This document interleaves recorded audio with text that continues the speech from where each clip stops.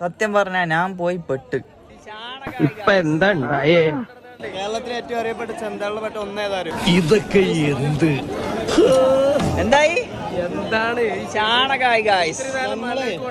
കേരളത്തിലെ ഏറ്റവും അറിയപ്പെട്ട ചന്തകളിൽ പെട്ട ഒന്നേതാരോ? ചട്ടിപ്പറമ്പ് ചന്ത നമ്മുടെ നാട്ടിലാ. ഓ മാഷാ അല്ലാഹ്, ആൾക്കാർ കാണുട്ടോ.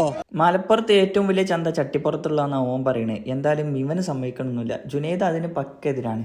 സംഭവം നമ്മളിപ്പോൾ ഉള്ളത് വെസ്റ്റ് ബംഗാളിലെ ഒരു നല്ല അടിപൊളി ചന്തയിലാണ്. ചന്തയിൽ കയറിയപ്പോൾ തന്നെ എൻ്റെ കാലൊക്കെ ചാണകത്തിൽ മുങ്ങി കുളിച്ചെന്ന് കേട്ടോ. ഇതാണ് ചന്ത. ഏകദേശം ഒരു 10 ഏക്കറോളം സ്ഥലമൊന്നും അല്ല എൻ്റെ കണക്കിലുള്ളത്. അത്രത്തോളം കാലികൾ അവിടെ കൊണ്ട് കെട്ടിയിട്ടുണ്ട്. ബക്രീദുമായി ബന്ധപ്പെട്ടുകൊണ്ടാണ് ഈ ചന്തയിൽ ഇവിടെ ഇത്രയും തിരക്ക് എന്നാണ് മനസ്സിലാക്കാൻ കഴിയുന്നത്. എന്തായാലും വേണ്ടിയില്ല, ഇങ്ങനെ ഒരു ചന്ത ഞാൻ എൻ്റെ ജീവിതത്തിൽ ആദ്യമായിട്ടാണ് കാണുന്നത്. എൻ്റെ വീട് കോഴിക്കോട് ജില്ലയിലെ തിരുവമ്പാടി ആണെങ്കിൽ കൂടിയും ഞങ്ങളുടെ നാട്ടിലെ ഏറ്റവും വലിയ ചന്ത പറഞ്ഞാൽ കൊടുവള്ളിയിൽ ഉണ്ടാകുന്ന ചന്തയാണ്. പക്ഷെ അവിടെ ഫുള്ള് പോത്തുകളാണ് കേട്ടോ. ഇവിടെ ഉത്തരേന്ത്യയിലെ മുഴുവൻ ചന്തകളിൽ നമുക്ക് കാണാൻ കഴിയുക പശു, എരുമ ഇവകളൊക്കെയാണ് കേട്ടോ. കാരണം ഇവിടെ പോത്തുകൾ അങ്ങനെ നമുക്ക് കാണാൻ കഴിയില്ല, വളരെ കുറവാണ്. എനിക്ക് ചന്തയിലെ തിരക്ക് കണ്ടപ്പോൾ ഞങ്ങളുടെ നാട്ടിലെ കക്കാടമ്പയിൽ പണ്ടാണ് തിരക്കുണ്ട്. അമ്മാതിരി തിരക്കാണ് ഓർമ്മ വന്ന്. അത്രയും തിരക്കാണ്. ഈ സമയത്തൊന്നും ഈ സ്ഥലത്ത് ഒരു മനുഷ്യനുണ്ടാവില്ല എന്നാണ് പറഞ്ഞത്. പക്ഷേ ഇപ്പോൾ പെരുന്നാളായതുകൊണ്ട് അത്രയും തിരക്കാണ് ഇവിടെ. മാത്രമല്ല ഓരോ നാട്ടിലും വ്യത്യസ്ത ഇറച്ചികളായിരിക്കുമല്ലോ. ഇവിടെ എന്തായാലും ആളുകൾക്ക് അധികവും കഴിക്കുക പശു ഇറച്ചിയാണ്.